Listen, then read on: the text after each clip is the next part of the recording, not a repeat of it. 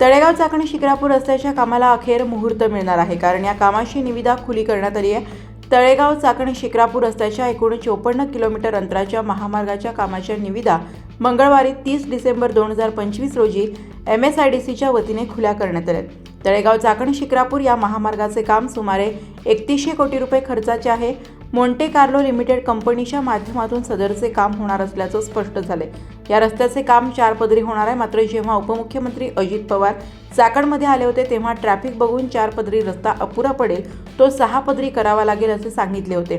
त्यामुळे तळेगाव ते चाकणमध्ये जमिनी समांतर रस्ता 4 ऐवजी 6 पदरी करण्याचे नियोजन असल्याचे सांगत निविदा प्रक्रिया रद्द करण्यात आली होती।